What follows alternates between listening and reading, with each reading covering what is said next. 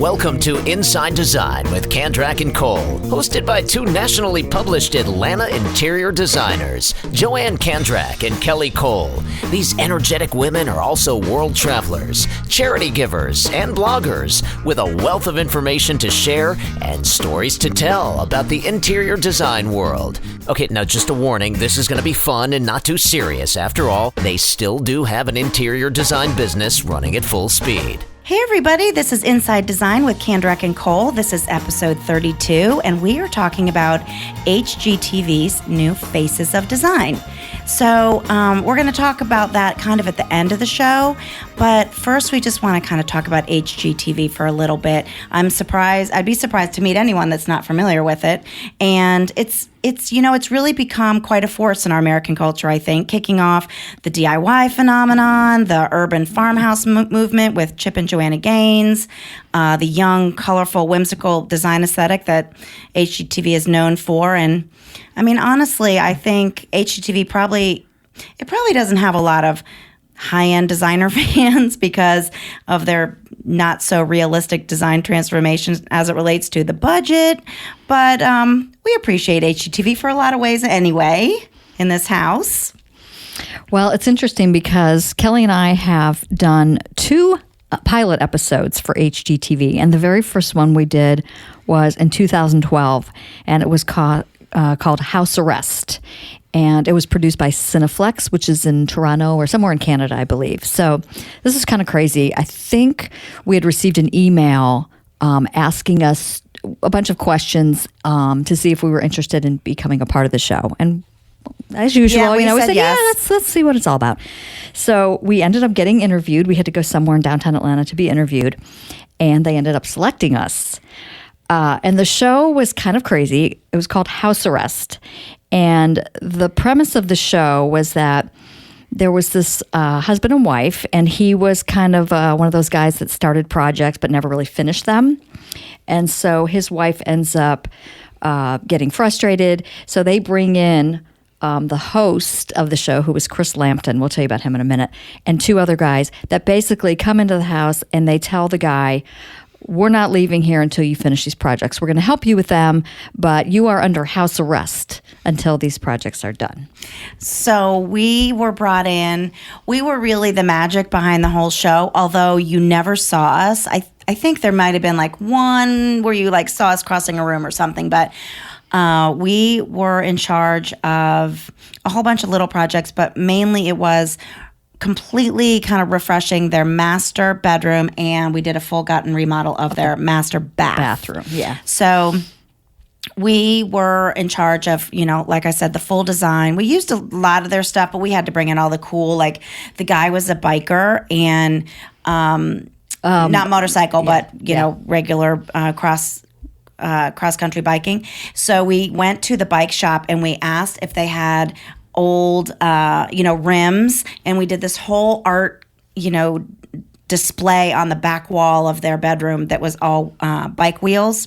And then we had actually my daughter, who's both my kids are great artists, and she painted a beautiful painting of a kind of a bike wheels and set in the countryside for the bathroom. So we did a lot of really cool stuff. Yeah, it was really fun. I mean, it was really fun to see how it works behind the scenes, and the little all the little quirks of being on a show where the takes. But really the highlight of the show was Chris Lambton. If you're familiar with him, he's on HGTV with Going Yard. He didn't have that show at the time. This is about 6 years ago. And he was on The Bachelor. He was actually on The Bachelorette. He was one of the guys. And they really wanted him to be the Bachelor, but he just wasn't into kind of all that. I guess some friends and some family kind of talked him into doing it. And well, I am a avid. That's like one of those junk shows that I just have to watch. And so he had been on like not that long before we did this. Mm-hmm. And if anybody watches Bachelorette, he was the landscaper from Cape Cod who made it to the final two, and the girl. It was the first time that a girl didn't she didn't want to break his heart in front of everybody, and so she went to his room the night before the rose ceremony and told him that she wasn't going to pick him, and I was so devastated. So when he walks in the door as the host, I nearly died. I mean, I could not concentrate for the entire time. Yeah, it was pretty awesome. Now he's married now, and he I think has a couple kids, but he's a great guy, so nice. It was very, very fun. He was so nice, and the family we just had fun with it. I know when they were doing the reveal, we were all on the back porch and we were watching it through this little camera, and she walks in and sees all this, and it's that typical emotional moment where.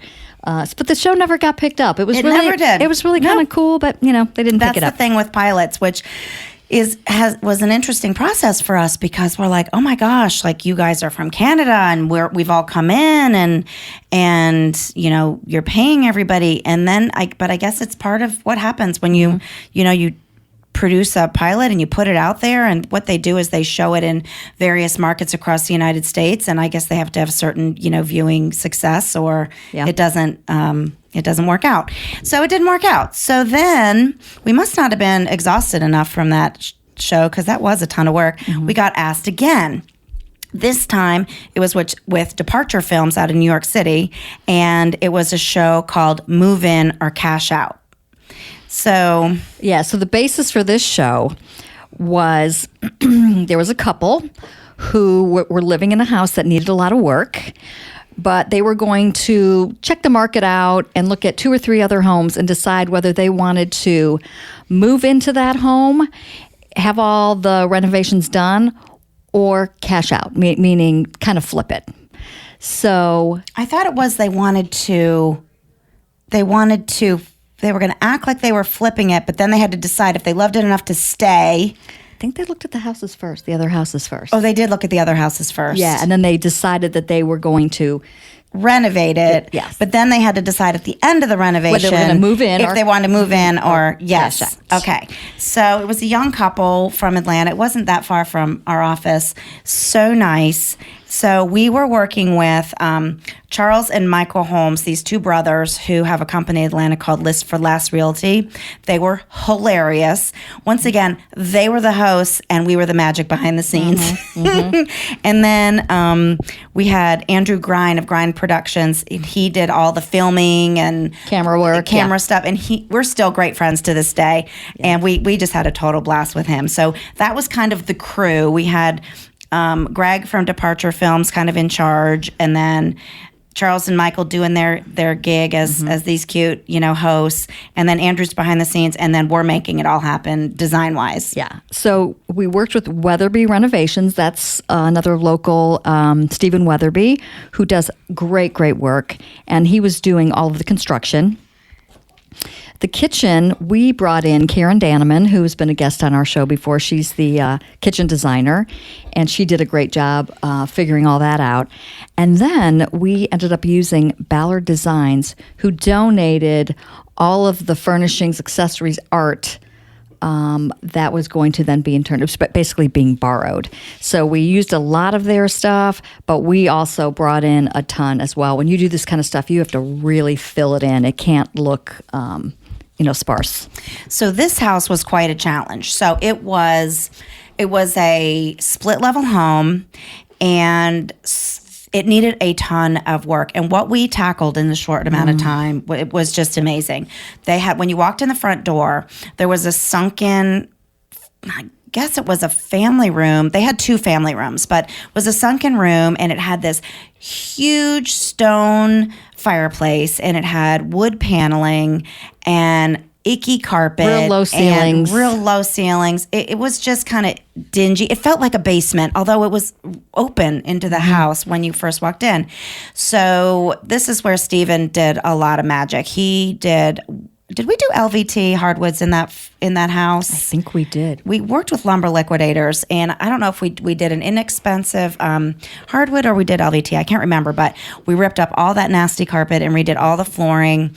We painted all the wood paneling. Do you know what I remember? The kitchen had like that white laminate, but then it had the oak around the bottoms. Remember when that was really kind of a big deal? Yep. Yeah, the kitchen was horrendous. It was horrendous. It was almost comical. But if you go onto our website, kandrak-cole.com, and you click on the blog tab, and you, in the search at the very top, you put in HGTV, the whole story of this will come up, and you'll see the before and after pictures, and you will die. You really have to see it. The kitchen that we did with Karen, the cabinets were all black. It had this like glossy white subway tile. We did pops of orange, and it was amazing.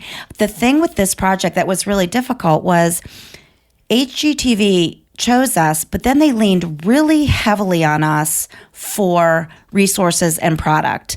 Their budget was really small on this job. And so it was up to Joanne and I to go to the PR girl that we're friends with, luckily, at Ballard Designs, and our local artists and our friends who loaned us. Ballard's was incredible. I mean, they were awesome to work with. They did a really, really nice job. They did a really nice job.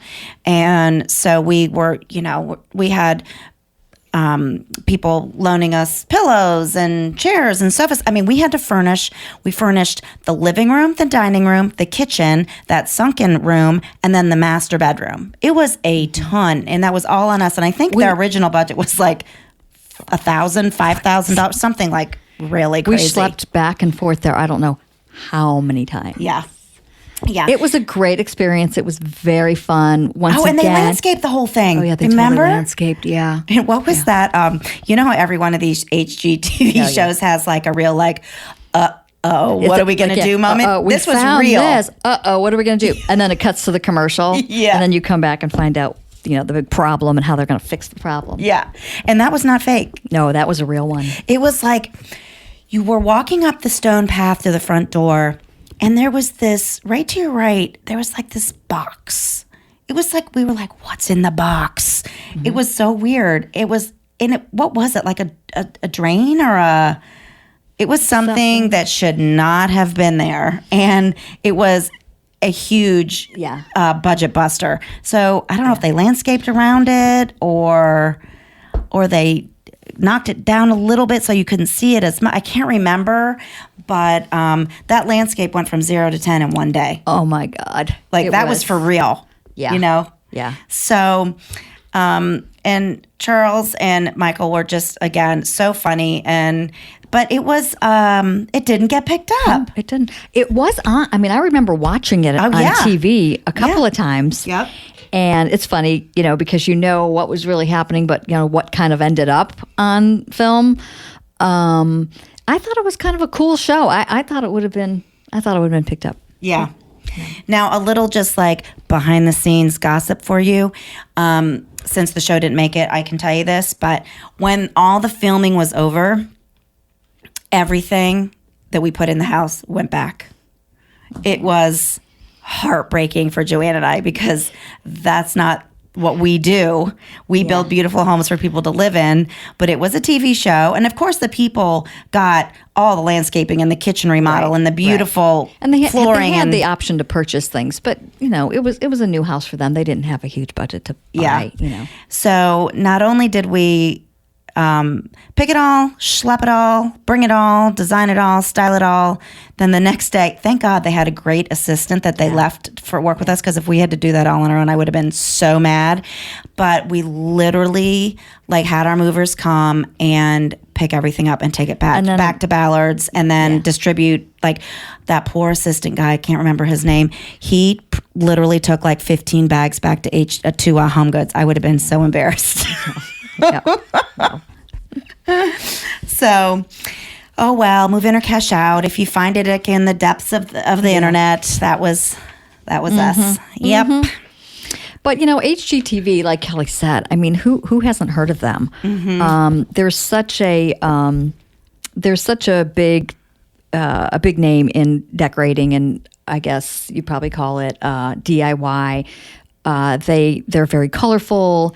They show, what's new, what, craft projects are out there. I love part of their magazine where it's what color is that? Mm-hmm. And they have different designers send things in. Or they asked us for something one time in my screened-in porch, the green Your bar, your console that you my have console out there. buffet that I had out there was on there. But it's kind of nice because you'll look at a color, or you'll look at a really, and it's always something really, really striking, like a pink vanity, and then the designer will say what color it is and how she used it, and so I think it gives people. Gets them not so scared to use color. Yeah. And, like I said in the beginning, I think a lot of high-end designers poo-poo HGTV, and I totally get it. I mean, I will say, as much as I love HGTV and Chip and Joanna are like my idols, their budgets are, not realistic. And the way that they portray how home renovation can be done quickly and so beautifully on minimal money is really kind of not the way it is in the real world, at least at our level of design. But I will say that I do appreciate HGTV so much for creating the energy and the enthusiasm for home interiors and a beautiful home in our culture. It's funny because we work on a lot of multifamily projects, and when we are in the leasing centers where the people are waiting to be seen or whatever, HGTV is always on. Oh, yeah. At least for the company that we work for, they leave it on their TVs. And sometimes in the doctor's office, I mean, I think it's... it's in the doctor's office now. My nail place always has it on. Yeah. So it is a phenomenon that I don't think is going to go anywhere, but hgtv.com is a great resource, like Joanne was saying. I mean, they have so many tips and so many, great ideas, what's new in design, lacquer and bold colors. The magazine is splashing with color. Yep. I mean, it gives you front door color ideas, how to style, your front entrance. A lot of really, really good, tips. Yeah. So let's get to the most important subject of today's podcast. And that is that we are so excited to be finalists in HGTV's annual Faces of Design contest. So we got an email from HGTV reaching out to us, asking us if we wanted to submit our work for this year's contest. There were 8 categories. We entered 5 of them. The process, they kind of dwindled down through their internal departments, and then we were announced as the finalists for 2 of the categories. So there's 8 categories. There was waterside retreats, countryside escapes, big city digs, living large in small spaces, master retreats, color and pattern, kitchen and dining, and dramatic before and afters. Those are all amazing, amazing categories just to be able to get some inspiration from. But anyway, those were the ones that we that were given to us, and I forget the 6 that we submitted, but we were finalists for 2. Yeah. So we're finalists in color and pattern, and that's my house. And you can't miss it. It's got the pink family room. And then we are finalists in the kitchen and dining category for the kitchen that everybody loves that we did. Shout out to our friend Joan. She's going to be so thrilled about this because she listens to the podcast too. And it has the aqua arched door, so you can't miss it. But what's going to happen is voting started today. We're recording this a little early, so you're going to come in the middle of the voting process, but it runs from August 23rd, and it runs for 2018, and it runs for 1 month. So this is all based on voting. There will be a people's pick, and there will be an editor's pick per category, and there's 6 nominees for each category, and then in the end, there'll be an overall winner. So what's kind of nice is you don't have to give your email to vote. I know a lot of people don't love to do that. It's a little tricky. So we're going to give you some tips on the easiest way to vote. And you can also vote every single day. Yes. And we will put this out on all of our social media. So we will keep reminding you and showing you what to do. But if you go to hgtv.com/Faces of Design, the contest will come up. And if you just simply scroll, you'll see all the categories. So if you want to take some time and look through all the categories, it is amazing stuff. But what we want you to do for us, please, is go to kitchen and dining and click on the photo, and then scroll down, and you will see our little faces, Kendrick and Cole, and you will see the aqua door, and let's see, what is the I'm online doing it with you as I talk to you. The little title is Kitchen with Robin's Egg Blue Details. Click on the photo. Don't click on Kandrak and Cole. Just click on the photo. And then there's a little white arrow and you'll click through all the photos. I think they really want you to look at all the pictures, which we would love you to too. And in this case, there's 11. So just, quickly look through them and and then when you get to the end, it'll say, I'm ready to vote. Click there. And then it goes to another page and you click on us. It's a little laborious, but it's really quick once you do it. So you'll do the same thing for the color and pattern one. Yeah. You'll go to that first photo, click that, and then go through them and then hit yes, vote. And you can vote every day, which is every day, because I know that's just what you want to do. But the prize is pretty impressive. Yes, we're if we are chosen for the overall winner, HGTV is going to come out to our project. They'll do a full feature on us in the magazine. And it's just a real props for us. So since we know you're already fans, since you listen to the podcast, this is a really big deal for us. So we know everybody's really busy, and we would so appreciate you guys just taking the time to vote and give us that love for kitchen and dining, and also color and pattern. And again, it's hgtv.com/faces of design. And then just scroll down. You'll see the categories again, and just click on the photos. We'll post it on the social media, but if you're not doing any of those, we'll also put it in the show notes of the podcast. Yep. So the voting goes August 23rd to September 27th of 2018. The nice thing is they reveal the winner like early October, so you don't have to wait. All this time. But I'm so excited that they don't ask for your email, because my husband will not. Yeah. He's like, I love you, honey, and I want to vote for you, but I'm not giving them my email. I'm like, come on. So it's like they're really not trying to get something from you. Yeah. They really just want to share the inspiration and, put out there what they feel is really good work in those categories. So we're just so honored. We are so honored. And I have been through every single nominee in every single category, and I can tell you that the inspiration is intense. The work is truly professional and amazing. This is not a joke. This is some real... It's not a joke. I mean, it's like hardcore design. I mean, I was really impressed with what I saw. Yeah. And we've got some friends, Minuet Hardy and Jennifer Meditash, are also nominees, and I hope they win in their categories. Last year, our very good friends, the company Cloth and Kind, they were the overall winners, and they're a design duo, and one lives in Athens and one lives in Michigan. Yeah. So they've managed to figure out to work together and win awards. Yeah. Living in different cities. Yeah. So we'll follow in your footsteps, girls, because we'd love to win. So that's the Skinny Today on HGTV. So how about some inspirational and funny quotes to leave everybody with? Okay. I'm going to let you say the funny one, because I think last week I thought was the funniest one ever, but I think this one is the funniest ever. But here's the inspiration. If you have good thoughts, they will shine out of your face like sunbeams, and you will always look lovely. I think that's so true. And that was by Roald Dahl. I just sit here and think about maybe sitting in a doctor's office or being somewhere where you see a person that you don't know, and they're kind of just looking very solemn or whatever, and they just look kind of sad or mad. But as soon as somebody smiles or their whole face changes, and I think that really affects your life and the things that come your way.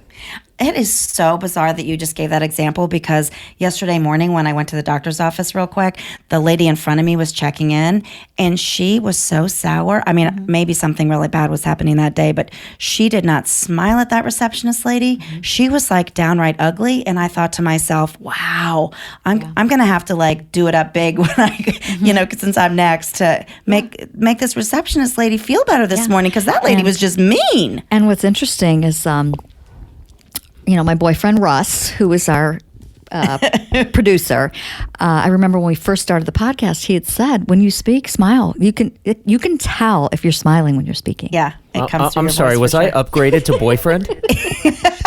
Well, we call any of, like our installer, he's our boyfriend, our mover guys, they're our boyfriend. We just call them our boyfriends. So yeah, well, you have had upgraded. called him in the past like our technician or popcorn ceiling man. Yes, that's I'm the good old popcorn ceiling Yeah. guy. Yeah.